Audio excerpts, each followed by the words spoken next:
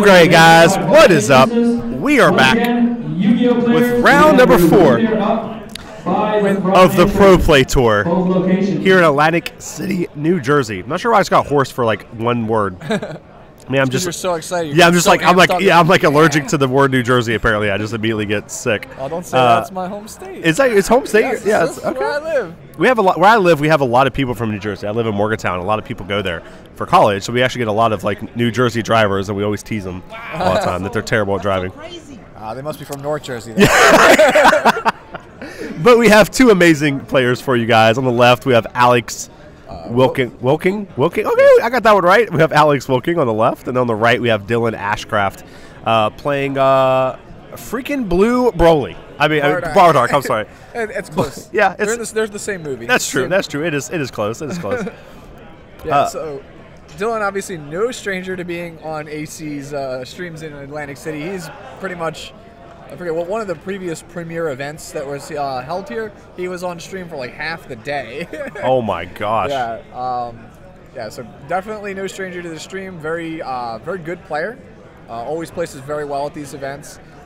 He is playing my favorite leader from Clash of Fates, which is obviously the new Bardock, who is a defensive monster.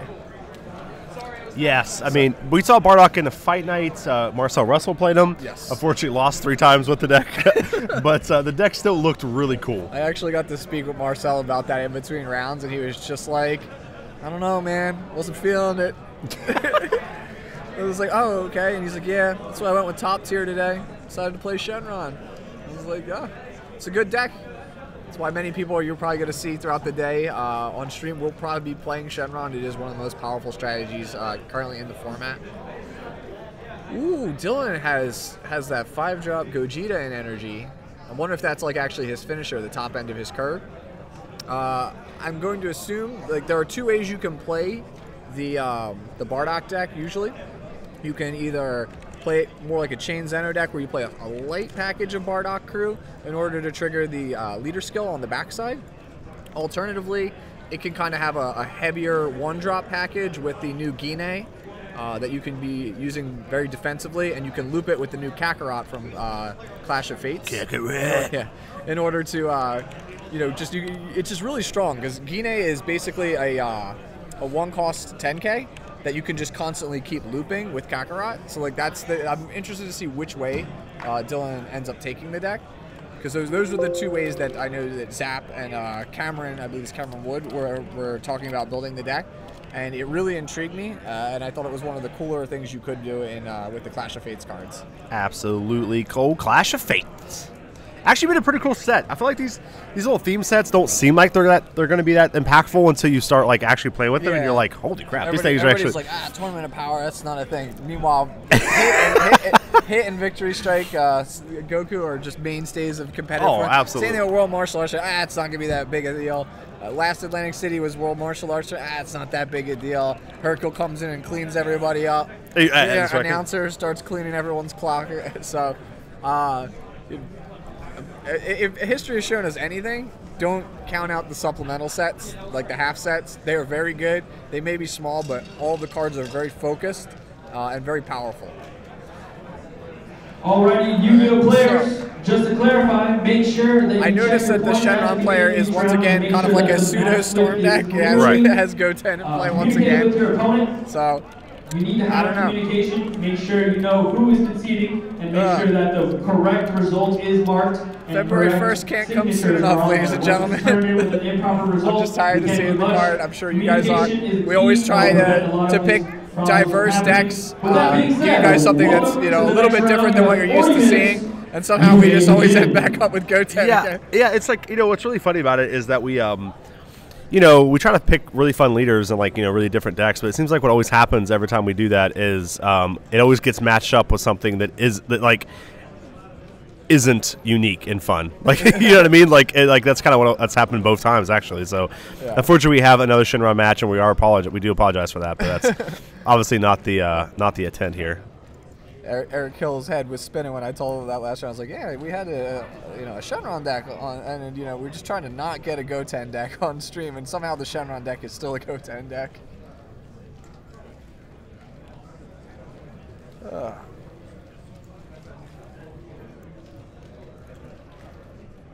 All right, guys. All right, now we're going to be actually. So here comes a 3-drop Majin Buu. This is this the Richard Zapp special? Richard Zapp special.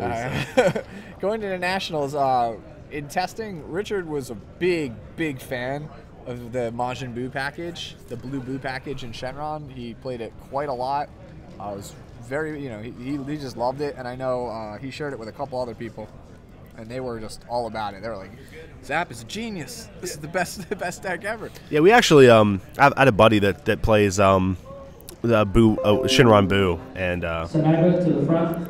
Yeah. He actually he's actually one of my really good friends, Zach Cavas, fantastic player, world champion at actually a couple other games.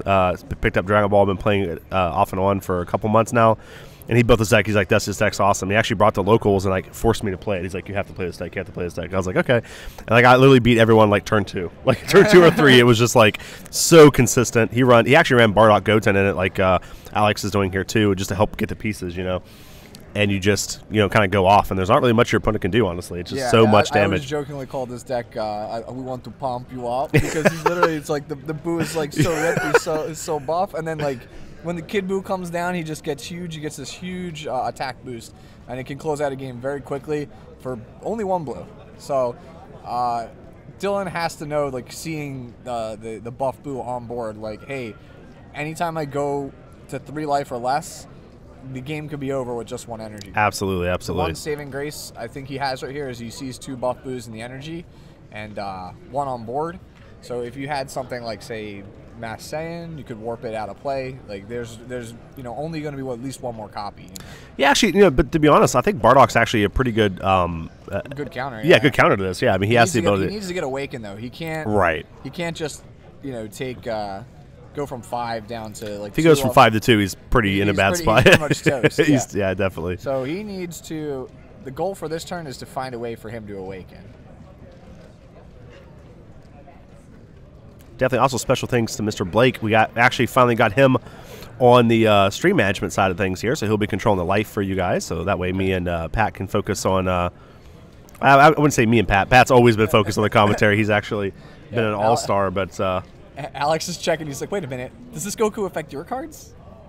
No, so yeah, Son Goku striving to be the best definitely only affects your opponent's cards. Yes, yeah. Which is actually, I was curious to see if people that were playing Storm actually mainboarded the card, if they anticipated other Storm players. Right. Just to lock your opponent out. Well, I mean, actually, honestly, to be honest, like I think even if the card did affect your own cards, it would still be a good card. It would still be playable. So that's actually card is just very powerful. Yeah, absolutely. Anytime you put barrier on a card with like a there's the Awaken effect, really powerful. All right, so Dylan's in a good spot. Dylan's in great shape right now. Yeah, he's shutting down the Goten with the feature rare, and he's also. Is this Zeno? Is this Zeno? Oh wow! See, so he went with what I was saying. Bardock as a chain Zeno deck is just a really strong deck because the 2 major powerhouses in the format are Shenron decks and the Storm decks. So we know that the chain Zeno decks are pretty good against Storm. We've seen that as evidence in the past. So that means you usually are kind of susceptible to Shenron because they could just go off if you don't find the piece like right away and there's nothing you can do about it. But with Bardock as your leader, you basically have a built-in answer to the Shenron leader ultimate. Sure. Okay. So, like, you basically are covering both your bases. And you're blue, just to top it off. Just to make it better, you're blue. You're blue, the best color in the game. So, you're in just awesome shape. All right, so we have 15,000 into 15,000 here as Zeno into Shenron, which I actually think just in itself would be a pretty cool battle. Ooh, just Zeno versus Shenron. Alex's hand is pretty nice. He's got some good defensive cards, Ambition to filter. I mean, he had Goten to draw cards, but he still has another Buu in hand. Yeah, there's the personal ambition to draw. Draws a 7-drop Buu from that. Ooh, actually, he has not bad. He has the 3-drop Kai in hand. Oh, does he? Yeah, the one that bounces cards. Oh yeah, that card's super good whenever you put it under that the 5-drop Buu and you can attack twice with it. Oh yeah. Just gonna pass here. Lubes up Beam. Oh, it's super dirty. If Dylan hits him with the whole Ginyu body change right now. Oh my gosh. There's Borgos back. Gets to draw a card from that.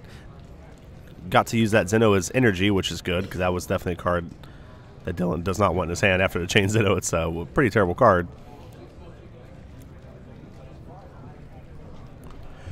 All right, Sitsubid. Yeah, it's just crazy, like how much you can just steal the momentum from your opponent with just hitting the one chain attack. And I know a lot of people don't like the fact that it introduces an element, some element or degree of randomness into the game. Well, sure. But I still appreciate the combo exists because I'm a firm believer of games needing resets, board wipes, and we haven't really had too many of them. And Chain Zeno as a board wipe combo can hurt you just as much as help you. So like it's kind of like a gamble, which is, you know, I feel like that's how board wipe should be. Like Kami is an excellent designed board wipe because there actually is risks involved and there is things you have to play around if you play it too early, if you tap out to do it, things like that. Sure. So Dylan passing, Alex has the ability to play the 5-drop on top of this Supreme Kai here. We're going to need David Hernandez from Yu-Gi-Oh! I actually think that Alex would be in a really good position if he wasn't playing against the Bardock leader. Yeah, exactly. Yeah, it's I like, was going to say, because he can evolve here. He can bounce the card, go for critical. It's two critical strikes for pretty big damage on tap. And David Hernandez up to the front lane. Yeah, he has 3 in hand, so yeah, he has just enough because you need to at least discard. He actually has 2 7-drop boots in hand, I believe. Yeah, you need to discard, I believe, at least 1 card. Right. To use the Kid Buu. All right, so here's attack and a bounce the Borgos. That's very good.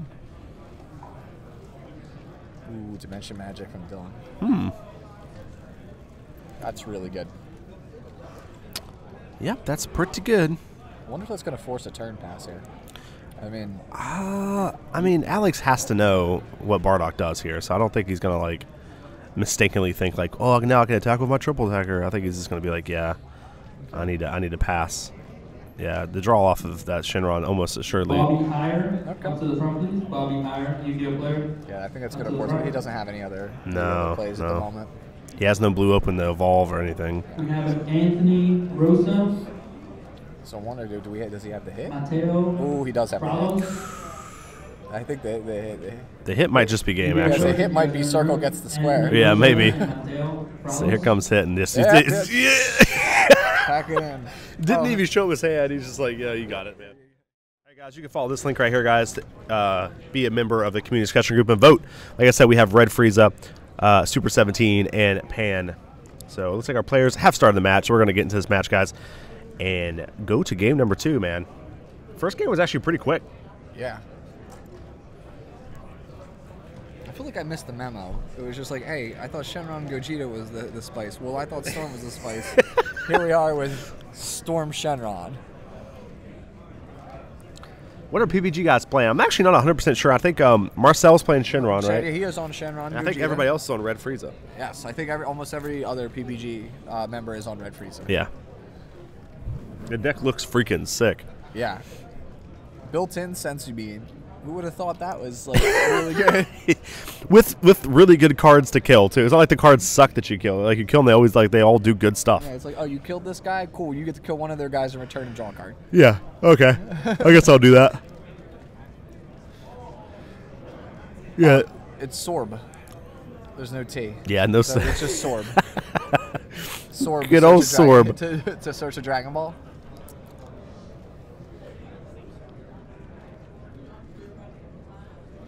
Man, that Gogeta is so good.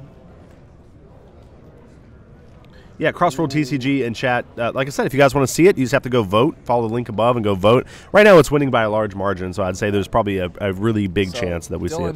With his burst 2 off his leader activation, actually discarded Mafuba off the top of his deck, which is like, it might as well just be called Majin Buu's Bane. Right, right. It's basically since set 2 that has been the card that has consistently stopped Majin Buu. Right, right. No, I mean I think that's why the blue-yellow version is so good because it introduces Battering Laser to help you protect from that. We need more cards like Battering Laser, if I'm being honest with you. You think so? I think so. I know a lot of players want it banned. I think the card. I don't want it banned, but I like counterplay. I love counterplay. I like back and forth exchanges between players. I know that the design philosophy from talking with the you know, the designers of this game is they wanted the combo step to be the back and forth between players, which is why for set 6 you see. Yeah, that's why I think it's really weird when some people say that this game doesn't have that much interaction. It's like this game has more interaction than any other game that I've ever played because of the combo step. Like that's the combo step is very back and forth. Yeah, absolutely. Like, I'm really excited for the new Beerus in set 6. Oh, that card is that's exactly what I want. When we talk about cards that answer, or you know, you can use against your opponent to do interesting things and change the flow of the game. That's the kind of card I'm thinking about. I always thought it'd be cool if they printed a card that, like, when it attacked your opponent, like the defender plays combos first. I always thought that'd be kind of neat. That'd be a pretty interesting.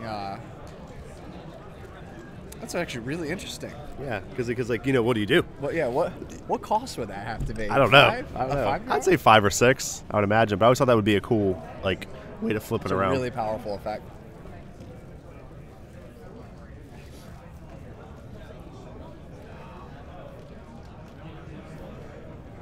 What if it was on a leader, but the leader's drawback was that all of your cards couldn't have critical, double strike, triple strike, victory strike, or quadruple strike? Oh, I couldn't have any like keywords. Your cards lose all keyword skills. Oh yeah, you just can't include cards that have keyword skills. Can you imagine that? Like, holy crap! Or battle cards that have keyword skills. That way you can still include like super combos and stuff. But yeah, oh man, that'd be sweet. So, feature rare Goku once again making his appearance. We're making it, dude. We're making our leader over here. Showing why he is one of the premier cards of the set. Tofu Boo at PPG DBS. This one is for Pat. What do you think about cards that have 0 combo cost, but when you combo with them, you can pay energy to get an effect? Ooh. I like it. I like that idea a lot. I'm a big fan of energy sinks. Anywhere where I can use my excess energy to get an additional That effect. actually would be just a really cool combo card. 0 plus 5,000, and then the card would say, you know, pay 1 when you combo this card, and then to add 5,000 for every 1 that you add, or you know, or 10,000 or whatever. So like that way, like you said, if you just happen to have 5 open energy, you can just tap on 5 and just be like, that's sweet. That would actually be really cool. See that. Hire this. Listen, you know what to get me and Pat start talking about cards now. We'll design a whole set before this event's over. Oh, we can do it. It'll probably take 3 or 4 hours, but we can do it. It might take an hour or 2, but we'll get you guys a whole 300 card set. I don't know about 300. I was talking about like a mini set, like 80 something. We didn't think about balance, Dusty. Right. Balance. No, balance comes secondary. Yeah, no. Similar energy situation for Alex's game. Yeah, it is. Oh, interesting that he plays this little crit Boo. Are we getting fit with Boo? There he is. There he is. Going to get the 5 drop. We are going to bomb. It's actually so funny. I actually played my buddy. I played against my buddy with the Boo deck that I was to Tony about. So the guy who wanted me to play it, we played against him. And I was in a similar situation Alex is in, where you know, I drew all of my 5 drops, and I had 1 left in the deck. Yeah. And I attacked with my leader. I'm sorry, not my leader. I drew a card with my leader, Shenron, and I was like off the top, and I just took it, and I just looked, and I just revealed it to him. It was the last 5 drop. Yeah. And he was just like, just shook his head, man. He knew. It's so hard to win when you get those 5 drops. Alex is in, I think, once again, friendly reminder. A good spot. If he can force him here to go to 4, this would be the ideal time. The ideal time to hit him with Shenron. So you can sign up as many as you like. So if he takes this, if he can force Dylan to take this, you can Kid Boo and give it triple attack. And since he'll be at 4 but not awakened yet, you'll have a free shot at trying to take him to 1. So if you force Dylan to have the hard negate in his hand, you can't just rely on. And we've already seen, like, he milled 2, and then he just used another one. So, like, he doesn't have that many left, right? Like, there's 3 right there, and then there's the Mufuba here. So that's what it looks like. It might be two Dimension Magics plus Mufuba. I actually agree with this a lot from Dylan. Yeah, absolutely. He knows. He's like, I can't afford to take a Kid Boo to the face. Right. Here it is. Big Daddy Boo coming in. Yeah, this might actually just be lethal. Well, he's still at 5 life. Oh, yeah, the 3rd Dimension Magic. Oh my God, Dylan.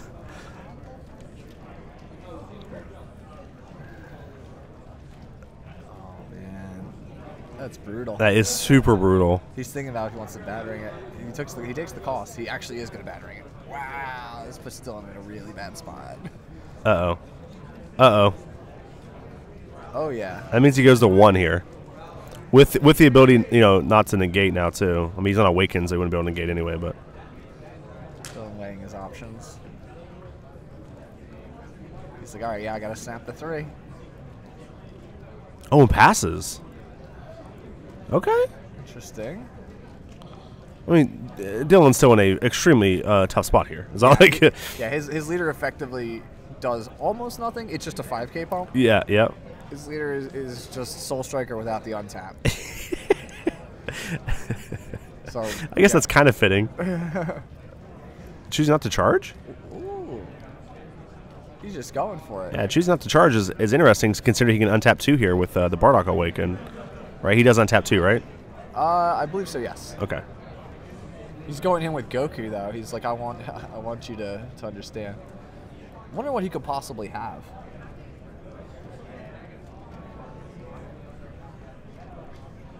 Possibly chain attack?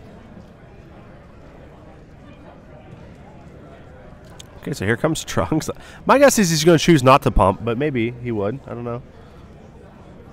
That's just like no response. I don't know what to say. I'm like, what is this line you are taking? Yeah. 20. He's just going in. Yeah. So okay, it was all set up for the chain attack. Yep. Okay. Oh, there we go. I thought for a second he was going to put the intensifying in the hand. I was like, no, what are you doing? Don't shuffle it back. It goes to the drop. Chains it. I mean, that's a possibility to put him back in the game. I mean, obviously that resets Alex. He technically still just. He's still just in the middle of his turn. He hasn't even awakened yet. Right, so right. Still, he could get like anything. He still has a fresh turn basically. Ooh, you drew Captain Ginyu. Now, do you think? Now, here's a question. Do you, if you're Dylan, do you actually attack into Shenron here, or do you just try to let him set with 5 cards, like set your board up and then just say, okay? I think you set up. You set up and I'll attack. Yeah. I think you set up. You sit on your 2 energy, and you're good. You're hoping the 5 cards you got were bad, and then you can use that momentum to. He's got beans. He's got Ginyus. He has a very reactive hand. Right. You at least want to attack with Bardock. Ooh, Alex is hungry for cards. He's just like, I'll just take it. Yep. I mean, yeah, Alex at 3 life is a good spot to be in. All right. Okay, combos a kid do. I think if you're Dylan, that's got to be good. You're like, oh, that's one more I don't have to block. Charges Goten. Alex's hand. Does Alex have another 5-drop in deck? I can't remember. We saw 2 in energy. He's played 1. I'm actually not sure. It looks like he has a 3-drop boo. He has Goten and some beans. He just chooses to swap immediately. He's like, I'm not even gonna bother. Just swing with this Bardock. Okay.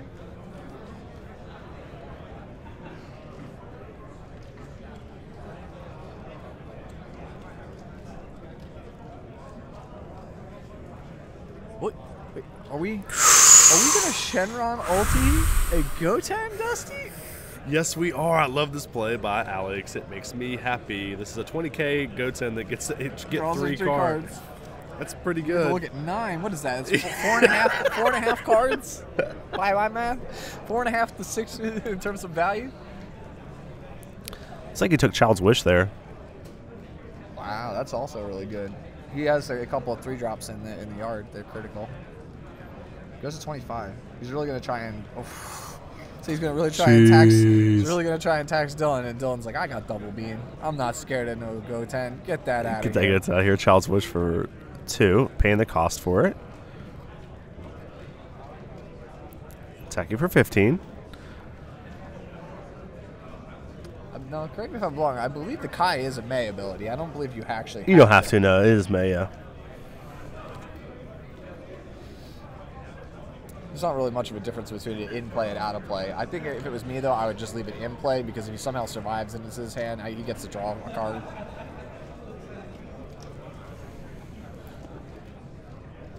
Wow. He's going to double beam the Goten. The whole reason to attack with that was just that this is the world's largest Goten. Yeah, this is, dude. This little Goten's set at 30K right now. Yeah. he's the rare Goten, dude. Attack of the 50-foot Goten. He's just like, yeah, dude, I got it. Here you go. So 50K?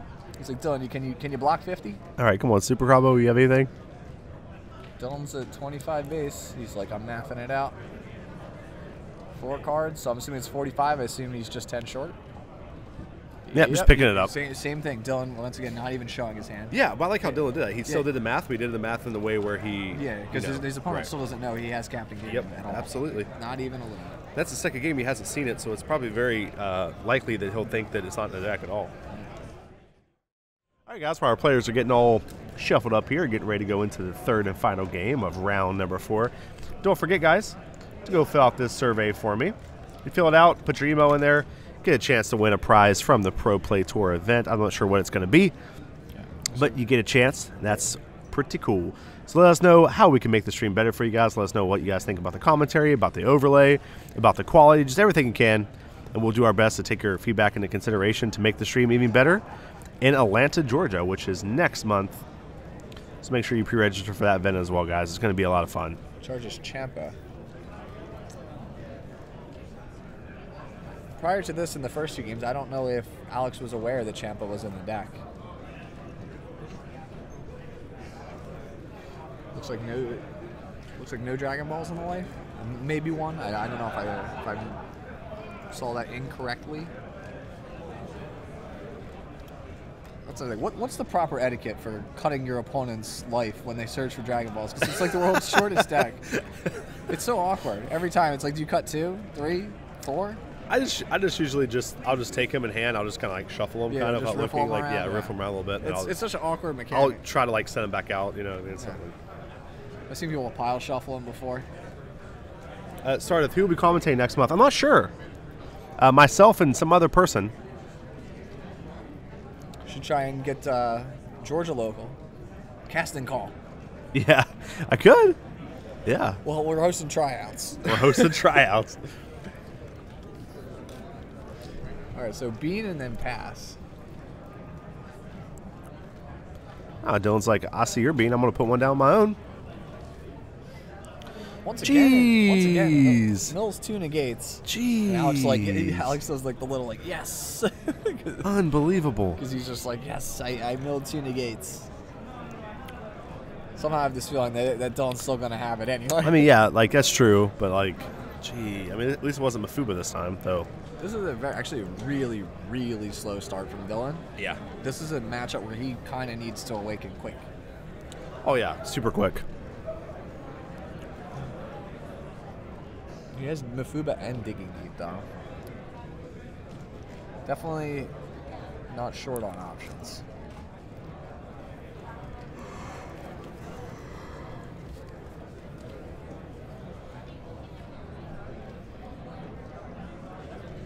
Alright.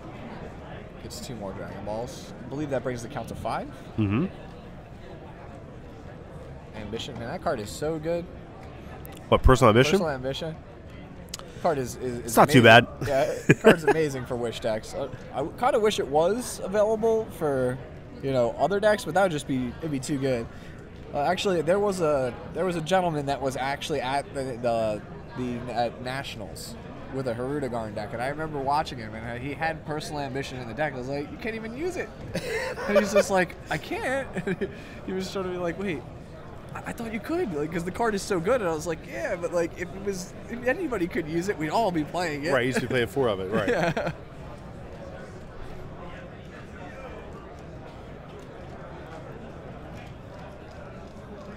Dylan chooses to take it.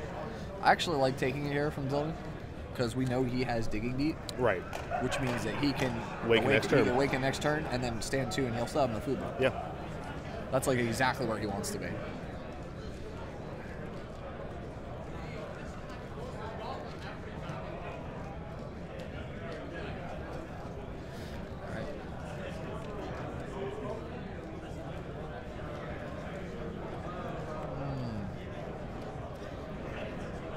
Alex still debating his move. 5-6. This has definitely been a slower So match than. so he passes the turn. I'm assuming it's because he's trying to put Dylan in a position where he needs to have a 2-life awaken card. It makes a lot of putting sense. his Majin Buu at risk. Which we know Dylan does have it. But sometimes like that's a valid strategy. Forcing your opponent to have the out right then and there is very powerful. Right.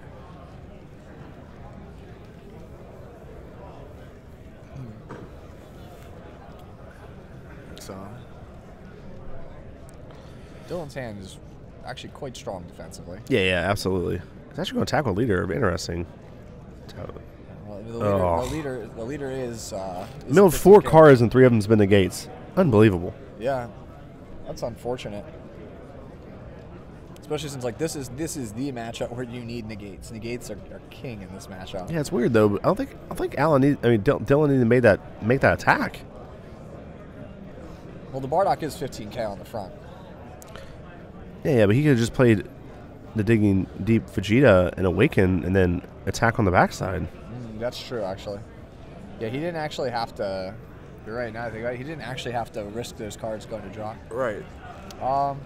Actually, no. Actually, if I'm not mistaken, I believe Bardock is actually sparking 5 on the back, so he might actually have needed it. Like he wouldn't have gotten the draw if he had done it that way. Okay. Uses Sensi being on the digging deep, which is actually good because this is effectively a dual attack card. You're getting 10k worth of power over the span of 2 attacks. All right. I believe you passed the turn here, right? We're back to Alex. Yeah, back to Alex dealing with 3 energy open, 2 red and a blue.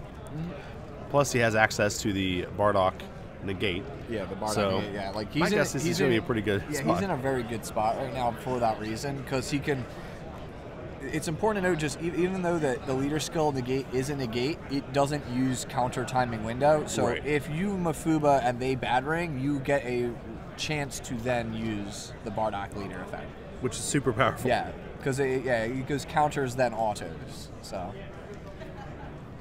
it also means that you actually just can't use bad ring against that negate either. Yeah, like you can't use only the leader negate. It's not a counter. Right, You're not countering a counter. It's very important.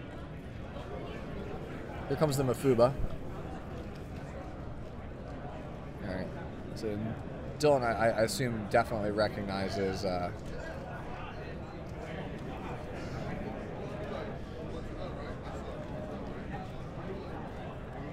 Alex is going really hard trying to force Dylan to take this attack.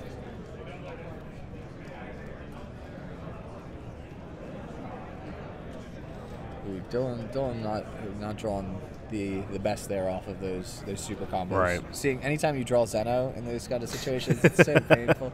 It is very annoying. You're like the one drawback of this card. Could you imagine if Zeno was a 0-5K? Good old Zeno. It's like the card is so good. Card is like perfectly designed. Yeah, if he was 0 plus 5K, they would have had to have changed his look and expression. Like, not only does the card thematically fit for exactly what the character does, him being 0 for 0 is also perfect because it's just like he has no interest in helping you. He's just like, I just want to play. I'm gonna do my own thing.